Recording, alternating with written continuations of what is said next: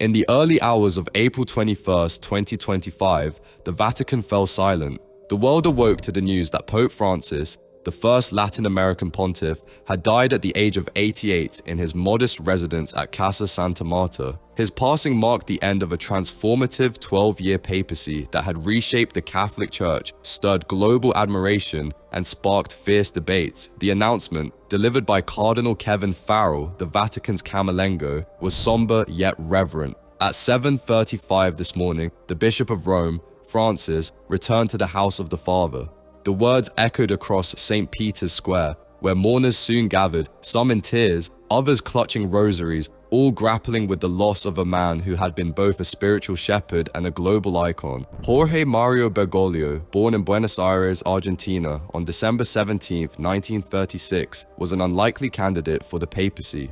The eldest of 5 children, he grew up in a working-class family of Italian immigrants. His father, Mario, was an accountant who fled Mussolini's fascist regime, and his mother, Regina, was a housewife of northern Italian descent. Young Jorge was a serious boy, shaped by the vibrant yet turbulent life of Buenos Aires. A severe respiratory illness in his early 20s, which led to the removal of part of his lung, left him frail but resolute.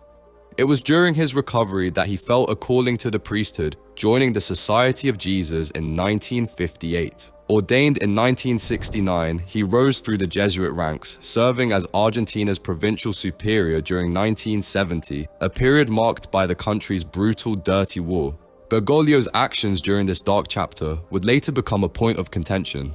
Argentina's military junta, which ruled from 1976 to 1983, was responsible for the disappearance of thousands. As a Jesuit leader, Bergoglio navigated a perilous landscape, quietly aiding those persecuted by the regime. He sheltered dissidents on church property and, in one daring act, lent his identity papers to a man resembling him to help him escape.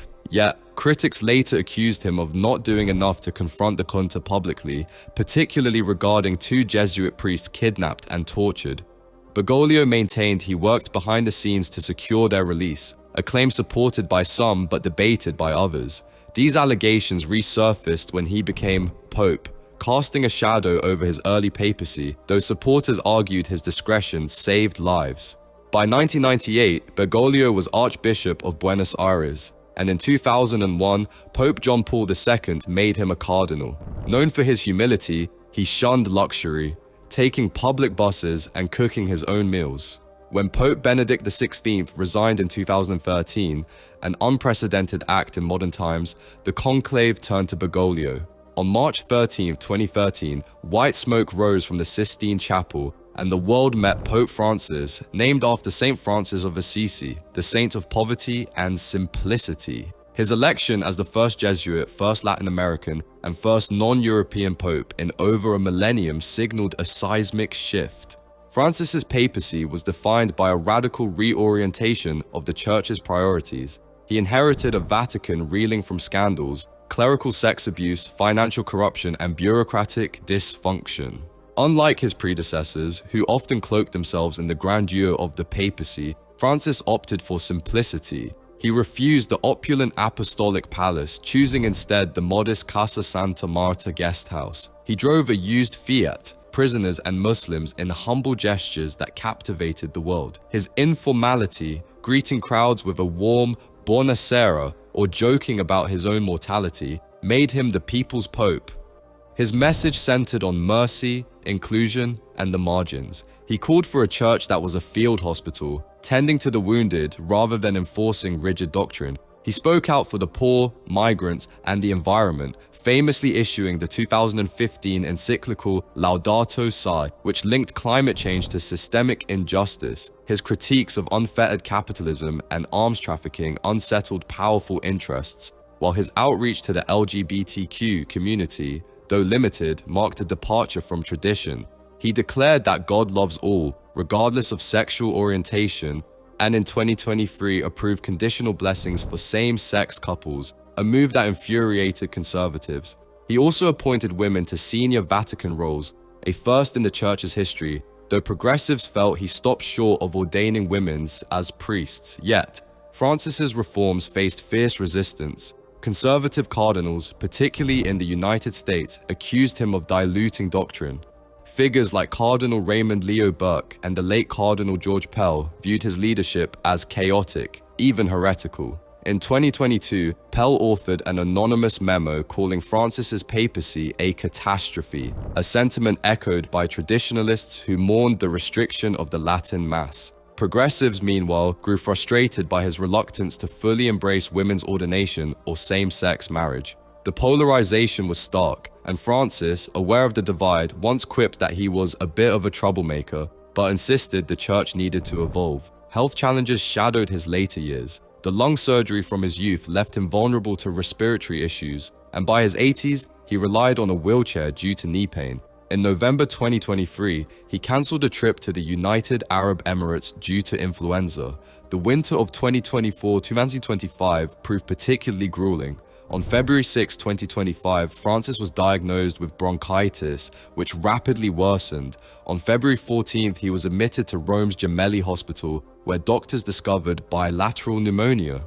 The Vatican's updates were measured but alarming. Francis suffered respiratory crises, required high-flow oxygen, and developed anemia and mild kidney failure. Blood transfusions and aggressive treatments stabilized him, but his condition remained critical for weeks. The world watched anxiously, St. Peter's Square filled with pilgrims holding vigils, leaving flowers and candles at statues of past popes. The Vatican, aware of the stakes, provided unprecedented transparency about his health, countering rumors and deep-fake images of Francis on his deathbed. From his hospital room, he continued to work, receiving visitors and issuing statements. On March 16th, a photograph showed him in a wheelchair, frail but alert, celebrating Mass in the hospital chapel. His voice, raspy and weak, was broadcast to the faithful, urging peace in war-torn regions like Ukraine and Gaza.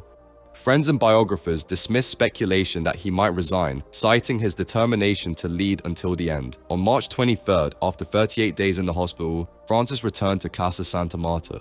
The Vatican described his recovery as gradual, with oral medications and physiotherapy. Against medical advice, he insisted on resuming public duties, driven by the approaching Holy Week. On Easter Sunday, April 20th, 2025, he made a surprise appearance in St. Peter's Square, blessing thousands from his Pope mobile. His voice was faint, but his message was clear. Invest in the weapons of peace, help the vulnerable, fight hunger. The crowd roared, unaware it would be his final public act. That day, he also met briefly with US Vice President J.D. Vance, a meeting tinged with tension due to Francis's earlier rebuke of Vance's immigration policies. What happened next remains shrouded in mystery. The Vatican has not disclosed the precise cause of death, though Italian media speculated about a stroke or brain hemorrhage. At 7:35 a.m. on Easter Monday, April 21st, Francis was found unresponsive.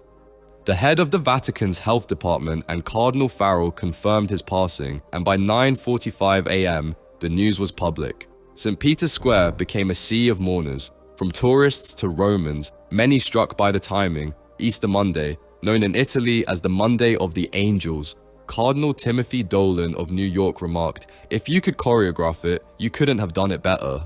The Vatican moved swiftly into its ancient rituals. Farrell, as Camerlengo, sealed Francis's apartments and oversaw the destruction of the Fisherman's Ring, symbolizing the end of his authority. The 9-day mourning period, or Novendiale, began, with plans to transfer Francis's body to St. Peter's Basilica on April 23rd for public viewing. Unlike past popes, whose bodies lay on ornate catafalques, Francis's would rest in a simple wooden coffin, per his wishes.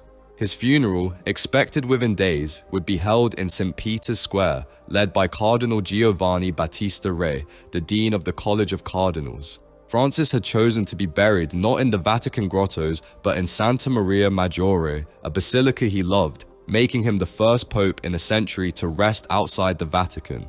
The conclave to elect his successor loomed, set to begin 15 to 20 days after his death. Some 135 cardinals under 80 would gather in the Sistine Chapel, their ballots burned after each vote, black smoke for no decision, white for a new pope.